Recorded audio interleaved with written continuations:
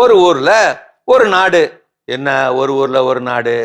அது எப்படி ஊர்ல ஒரு நாடு இருக்க முடியும்? இப்ப நான் கதைன்னா ஒரு ஊர்ல இருந்து தானே ஆரம்பிக்கணும். அதனால அப்படி ஆரம்பிச்சேன். அந்த நாட்டுல மந்திரி பதவி காலியா கிடந்துச்சு. தேர்வு பணி மும்முரமா நடந்துகிட்டு இருந்துச்சு. பல பேர் வந்து நின்னாங்க. அதுல 3 பேரை தேர்ந்தெடுத்தாரு மன்னரு. 3 பேருமே சரிசமமான புத்திசாலிக, பராக்கிரமசாலிக. அதுல ஒருத்தரை தேர்ந்தெடுக்க முடியாம திணறினாரு மன்னரு. ஒரு சாது கிட்ட பொறுப்பை ஒப்படைச்சாரு. அவர் அந்த 3 பேருக்கும் போட்டி ஒண்ணு அறிவிச்சாரு. நம்ம அரண்மனை நந்தவனத்துக்கு போங்க, ரோஜா பூ பறிங்க. யார் அதிகமா பறிக்கிறாங்களோ அவங்கதான் அடுத்த மந்திரி. ஆனா ஒரு நிபந்தனை, உங்களோட ஒரு குரங்கும் கொடுக்கப்படும். முடிந்து வரும்போது குரங்கை பத்திரமாக ஒப்படைக்க வேண்டும். போனாங்க 3 பேரும், ஆளுக்கு ஒரு குரங்கோட. அந்த நந்தவனத்துல ஏற்கனவே ஒருத்தர் தன்னோட முதுகுல ஒரு குரங்கை கட்டிக்கிட்டு பூ பறிச்சுக்கிட்டு இருந்தாரு. அரசர் கொடியசைக்க போட்டி ஆரம்பமானது. வேலை மும்முரமானது. 1 மணி நேரத்துல போட்டி முடிஞ்சது. 3 பேரும் பூக்களோட குரங்கோட வந்து நின்னாங்க. முதல் போட்டியாளர் கொண்டு வந்தது 100 பூக்கள். 2வது போட்டியாளர் கொண்டு வந்தது 200 பூக்கள். 3வது கொண்டு 300 பூக்கள். 3ஆம் அவரே வெற்றி பெற்றார் என்றார் சாது. என்ன சாதுவாரே, பூப்பறித்தலுக்கும் மந்திரி பதவிக்கும் என்ன சம்பந்தம்? விளக்கினார் சாது.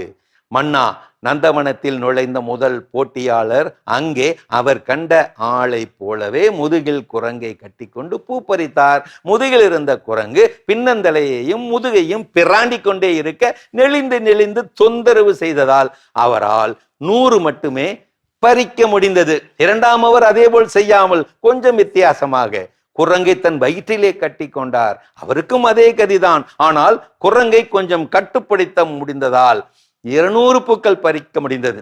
ஆனால் 3ஆம் அவரோ உள்ளே போனார், பார்த்தார், வித்தியாசமாக சிந்தித்தார், மாத்தி யோசித்தார். குரங்கை வேட்டியிலே கட்டினார். நந்தவனத்தின் ஓர் ஓரமாக அதை சிக்க வைத்து கட்டினார். அங்கு பூ பறித்து கொண்டிருந்தவரிடம் குரங்கை பார்த்து கொள்ள சொன்னார். பத்திரமாக போய் மும்முரமாக பூக்களை பறித்தார். எந்தவித இடையூறுமின்றி 300க்கு மேல் பூக்களை பறித்து விட்டார். இப்போது விஷயத்துக்கு வந்தார் சாது. மன்னா, 3 கொடுக்கப்பட்ட பணி பூ பறித்தல். குரங்கு அவர்களுக்கு கொடுக்கப்பட்ட கூடுதல் பணி, கூடுதல் பொறுப்பு. ஒரு நல்ல நிர்வாகி தானே எல்லா பணிகளையும் சுமக்க மாட்டார், பிறரிடம் பகிர்ந்து கொடுப்பார். இவர் பகிர்ந்து கொடுத்ததால் தனது முதன்மை பணியை முழுமூச்சாய் செய்ய முடிந்தது. நிறைய பூக்களை பறிக்க முடிந்தது. எனவே அவரே அடுத்த மந்திரி. Delegation of authority leads to the best governance. அதிகார பகிர்வே அதீத மேலாண்மை. உங்களுக்கு ஒரு தகுதி வேண்டும் என்றால் அதை ஏற்கனவே பெற்றுவிட்டது போல் செயல்படுங்கள். அதுவாகவே மாறிவிடுவீர்கள். ஆசைப்பட தகுதி தேவையில்லை, தகுதியை நீ உருவாக்கிக்கொள்.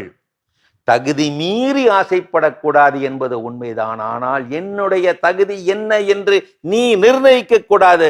That is my dignity. பரிந்துரை ஒருவரை அறிமுகம் மட்டுமே செய்யும். தகுதிதான் அவரை நிலை பெற செய்யும். அவமானத்தை அனுபவமாக்கிக்கொள், தன்மானத்தை தகுதியாக்கிக்கொள். உன் தகுதியும் மதிப்பும் இதுதான். நீ வைரமாக இருந்தாலும் தகுதியற்றவர் கையில் கிடைத்தால் நீ கூழாங்கல்லாக மாற்றப்படுவாய். தகுதியுள்ளவர் கையிலே கிடைத்தால் நீ வைரமாக மாற்றப்படுவாய். உன் மதிப்பு உன்னை மட்டும் சார்ந்ததல்ல, நீ சேரும் இடத்தையும் சார்ந்தது.